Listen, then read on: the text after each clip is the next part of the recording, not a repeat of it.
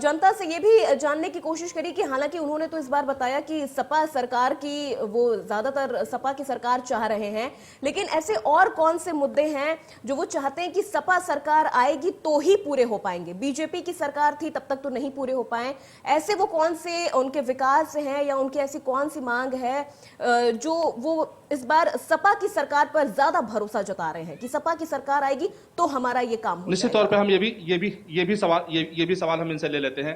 आप ये बताएं कि जैसे कौन से ऐसे मुद्दे हैं जो पूरे नहीं हो सके हैं, अगर सपा की सरकार आती है तो आपको लग रहा है कि वो मुद्दे पूरे हो जाएंगे? सबसे बड़ी बात यह है कि जो भी ये सड़कें हैं या जो भी विकास हुआ ही नहीं कि उसमें जो है खाली ये कहते हैं डबल इंजन की सरकार है, लेकिन सरकार चली जरूर, लेकिन जो आम जनता इनसे त्रस्त हो चुकी है।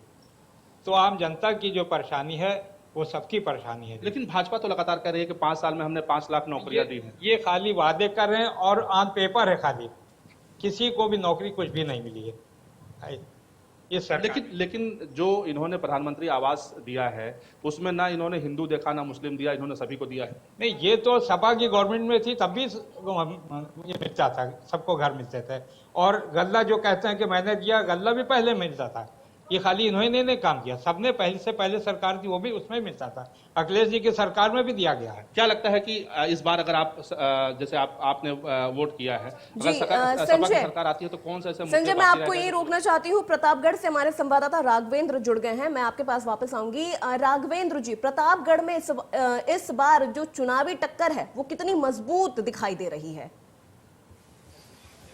निश्चित तौर पर देखिए, हमेशा ही जब भी 5 साल की चूंकि पूरी सरकार रही है और बगैर किसी समर्थन की सरकार रही है, तो निश्चित है कहीं ना कहीं लोगों में नाराजगियां भी होती हैं, लेकिन एक पक्ष उनकी प्रशंसा भी करता दिखाई देता है। और मुमकिन है जब भी दो पार्टियां चुनाव आपस में लड़ती हैं तो कभी कोई किसी के पक्ष में बात करता है तो किसी के विपक्ष में बात करता है। हम इस समय मौजूद हैं और आप देखिए हमारे साथ पीछे कई सारे युवा हैं। इन लोगों ने, आप लोगों ने वोट दिया है क्या? राघवेंद्र, आप युवाओं से बात करने की कोशिश करिए और उनसे जानने का प्रयास करिए कि इस बार आपने पहली बार वोट दिया होगा, आपने नहीं दिया क्या मुद्दा रहा आपका? किस मुद्दे पर आपने वोट दिया?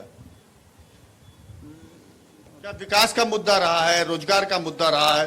किस मुद्दे पर आपने वोट किया? हमने राम मंदिर पे। अच्छा, राम मंदिर पर आपने वोट किया हुआ है। आपसे भी हम पूछेंगे, भैया आपने वोट दिया है क्या? जी हाँ। किन मुद्दों पर आपने वोट किया? विकास के मुद्दे पर। विकास के मुद्दे पर क्या आप अपना निशान दिखाएंगे वोट देने के बाद? जी। ये देखिए, युवा है और इन्होंने वोट दिया हुआ है, विकास के मुद्दे पर वोट दिया है। आपने भी किसी न किसी मुद्दे पर वोट दिया होगा। हम चाहते हैं कि हमारे दर्शकों को आप दिखाएं कि आपने वोट दिया। किन मुद्दों पर आपने वोट? विकास के मुद्दे पर, महंगाई के मुद्दे पर, विकास के मुद्दे पर, महंगाई के मुद्दे पर। जी, विकास के मुद्दे पर और महंगाई के मुद्दे पर। तो ऐसे ये तमाम लोग हैं जो विकास के मुद्दे और महंगाई के मुद्दे पर दिया है। चुनाव आयोग की तरफ से भी कई गाइडलाइनें बनाई गई थी, उनका लगातार पालन भी होता दिखाई दे रहा है। आप देख सकते हैं कि राघवेंद्र, यहाँ पर उत्तर प्रदेश पुलिस के जवान। जी राघवेंद्र, यहाँ पर राम मंदिर का मुद्दा कितना हावी दिख रहा है लोगों पर? क्योंकि जैसे अभी आपने एक व्यक्ति से बात की, उन्होंने कहा कि उन्होंने राम मंदिर के मुद्दे पर वोट किया है इस बार, तो राम मंदिर का मुद्दा कितना इस वक्त हावी दिख रहा है वहां पर? हम ये सवाल इन्हीं से करते हैं। जी, देखिए, आपने राम मंदिर की बात की थी, आपने की थी राम मंदिर के मुद्दे पर। क्या आपको लगता है कि राम मंदिर निर्माण जिस तरह से शुरुआत हो चुकी है, जो युवा है वह कहीं ना कहीं आकर्षित हुआ है और पिछली सरकार की तरफ ही आगे बढ़ा होगा, ऐसा लगता है? यस, लगता है। हाँ। अन्य कोई दिमाग में मुद्दा? चूंकि राम मंदिर तो निर्माण हो रहा है, अब क्या अपेक्षाएं हैं सरकार से? अब देखिए आगे बच्चों की, आगे देखिए भविष्य क्या होता है बच्चों की। अच्छा, बच्चों का भविष्य अच्छा हो इसकी कामना करते हैं। हम आपसे पूछेंगे, आप युवा हैं, आपने वोट दिया है, किन मुद्दों पर आपने वोट दिया है? हमने हिंदू राष्ट्र योगी जी को वोट किया है, उनके नाम पे वोट किया है जी। और मुख्यमंत्री योगी का जो अब तक का कार्यकाल रहा उससे आप संतुष्ट रहे? बिल्कुल, हम हिंदू राष्ट्र बनाने के लिए वोट दिए, हम धारा 370 के लिए वोट दिए हैं। धारा 370 और हिंदू राष्ट्र के लिए वोट दिया। देखिए, लगातार जो है हमारे देश के जवानों को भी लगाया गया है इन बूथों पर कि किसी भी तरह से कोई गड़बड़ी ना होने पाए। आप जरूर लगातार निगाह भी बनाए रहे और समय आप देख सकते हैं करीब 4:10 हो चुका है। 45% के करीब अब तक मतदान 1 घंटे पहले का जो रिकॉर्ड आया था उसमें 45% हो चुका था। मुमकिन है कि 1 घंटे के इस अंतराल में भी 10% का और इजाफा हुआ होगा, यानी करीब 55% के आसपास मतदान भी सकुशल तौर पर हो चुका है। छुटपुट मामले जरूर पूरे जनपद में देखने को मिले, लेकिन फिलहाल सभी नियंत्रण में है और लोग शांतिपूर्वक अपना मतदान भी करते चले जा रहे हैं। जी राघवेंद्र, मैं यहाँ पे आपको रोकती हूँ, मैं चलती हूँ अमेठी, जहां पर हमारे संवाददाता हमारे साथ मौजूद हैं, हमारे साथ जुड़े हुए हैं। अरविंद जी, अमेठी में क्या कुछ हालात देखने को मिल रहे हैं और इस वक्त आप कहाँ हैं और वहां की क्या स्थिति है, ये भी हमें बताइए। मैं अमेठी की विधानसभा में हूँ और अमेठी के साथ साथ मैं आपको ये बता दूं कि जिस तरीके से अमेठी विधानसभा में पूर्व केंद्रीय मंत्री डॉक्टर संजय सिंह इस समय भाजपा के प्रत्याशी हैं, वो चुनाव मैदान में है और दूसरी तरफ सपा से गायत्री प्रजापति की पत्नी महाराजी देवी हैं। इन दोनों के बीच में कांटे की टक्कर है और वहीं पे कहीं न कहीं विकास के मुद्दे को लेकर के आज भाजपा की तरफ से डॉक्टर संजय सिंह अपने जीत का दावा भी पेश कर रहे हैं। और वहीं दूसरी तरफ अगर जगदीशपुर विधानसभा को लिया जाए तो जगदीशपुर में भाजपा से सुरेश पासी उत्तर प्रदेश सरकार में मंत्री थे और उन्हीं के सामने कांग्रेस के प्रत्याशी विजय पासी हैं, जो कि आज उनकी बौखलाहट एकदम सामने नजर के आई है। पत्रकारों के ऊपर अभद्र टिप्पणी करना और गाली देना कि तुम मोदी के आदमी हो, तुमसे बात करनी है, इस तरीके की तरह की बौखलाहट विजय पासी कांग्रेस प्रत्याशी के ऊपर जगदीशपुर में दिखाई पड़ी है। और रही बात गौरीगंज विधानसभा की, तो गौरीगंज विधानसभा में 2 बार सपा से प्रत्याशी सपा से विधायक रहे, कांग्रेस सपा से विधायक रहे राकेश सिंह, उनके अपोजिट चंद्र प्रकाश मटियारी भाजपा के प्रत्याशी हैं। और कहीं ना कहीं दोनों में कांटे की टक्कर दिखाई पड़ रही है और अपनी जीत को सुनिश्चित विकास के मुद्दे को लेकर के जहां तक गांधी परिवार से भी जुड़ा मामला है और दूसरी तरफ स्मृति ईरानी केंद्रीय मंत्री है, अमेठी की सांसद है, उनसे भी जुड़ा हुआ मामला है। तो जिस तरीके का विकास अमेठी में किया गया है उसको कहीं ना कहीं यहाँ के प्रत्याशी भुनाने की कोशिश में लगे हुए हैं। जी बिल्कुल अरविंद, मैं वापस आऊंगी आपके पास। फटाफट चलते हैं अयोध्या, जहां हमारे संवाददाता अबुल हमारे साथ जुड़े हुए हैं। अबुल, अयोध्या में जनता का मिजाज क्या देखने को मिल रहा है और अभी तक की जो वोटिंग हुई है वो कितने प्रतिशत की हो गई है?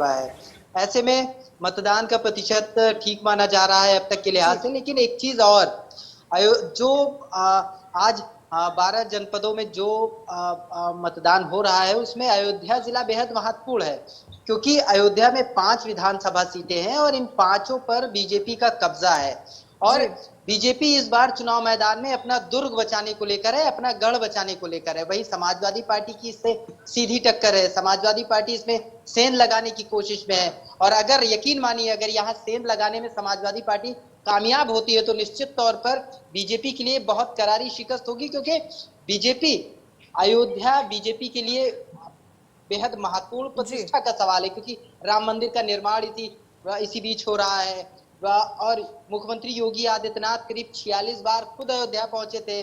जी बिल्कुल अबुल, यही से मेरा एक सवाल आपसे, एक यहाँ पर एक छोटा सा सवाल ये है कि पहले तो ये खबरें आ रही थी कि सीएम योगी आदित्यनाथ अयोध्या से चुनाव लड़ने वाले हैं, लेकिन हालांकि अब इस खबर पर तो उन्होंने खुद ही विराम लगा दिया कि ऐसा कुछ नहीं है। लेकिन वहां की जनता क्या चाहती थी कि योगी आदित्यनाथ अयोध्या से ही चुनाव लड़े, और जब ऐसा नहीं हुआ तो वहां की जनता का क्या प्रतिक्रिया सामने आ रही है? देखिए, योगी जी एक बड़ा चेहरा है, ब्रांड है और स्टार है एक तरीके से कह लीजिए कि बीजेपी के, और तमाम लोग योगी बाबा को जो है एक अलग प्रशासक के तौर पर देखते हैं। निश्चित तौर पर अगर मुख्यमंत्री योगी आदित्यनाथ अयोध्या से चुनाव लड़ते तो निश्चित तौर पर हवा कुछ अलग होती, कुछ मिजाज यहाँ के लोगों का अलग होता, और ना सिर्फ अयोध्या सीट बल्कि अयोध्या जिले की 5 सीटों पर उसका फर्क पड़ता है, या यूं कहूं कि आसपास की तमाम जो अगल बगल की सीटें उस पर भी फर्क पड़ता है। लेकिन फिलहाल इस बार अब वो बातें पुरानी है, मुख्यमंत्री योगी आदित्यनाथ चुनाव मैदान में अयोध्या की सीट से नहीं है, लेकिन जो प्रत्याशी बीजेपी ने रिपीट किए हैं, जो उतारे हैं, उनको लेकर, और दूसरी तरफ जो समाजवादी पार्टी के जो उम्मीदवार हैं, इनमें सीधी टक्कर है। 5 सीटों में से 4 सीट ऐसी है जिस पर बीजेपी और समाजवादी पार्टी की सीधी टक्कर है। वहीं एक सीट रुदौली विधानसभा है जहां त्रिकोणीय मुकाबला है, और एज लेने की अगर बात है तो कहीं ना कहीं बीएसपी को वहां मिलती दिखाई दे रही है। लेकिन ये अगर इस तरीके का जो लोगों का रुझान है, जिस तरीके से अब तक हम लोगों को जानकारी निकल के आ रही, या जो लोगों के मुद्दे हैं जब उनसे बात की जाती है तो उससे पता चलता है, तो वो रुझान जो बता रहे हैं कि बेहद नजदीकी मुकाबला होगा हर सीट पर। और यही बीजेपी के लिए कहीं ना कहीं चिंता का विषय है कि अगर बीजेपी कोई सीट इसमें से लूज करती है, या मान लीजिए अयोध्या सीट पर अगर कहीं कोई उलटफेर होता है, तो वाकई अयोध्या जनपद के तमाम जो जनप्रतिनिधि हैं, जो नेता हैं, उनके लिए ही नहीं बल्कि सीधे सीधे डिप्टी सीएम, मुख्यमंत्री योगी आदित्यनाथ या बीजेपी के बड़े बड़े नेता, और उन सभी के लिए एक बड़ा सवाल खड़ा होगा कि अयोध्या का वो अपना दुर्ग नहीं बचा पाए, जहां से वो बिल्कुल बिल्कुल अबुल यहाँ पर एक ब्रांड बन चुके हैं सीएम योगी आदित्यनाथ, और जिस तरह से अयोध्या वो 46 बार जा चुके हैं, कहीं ना कहीं अगर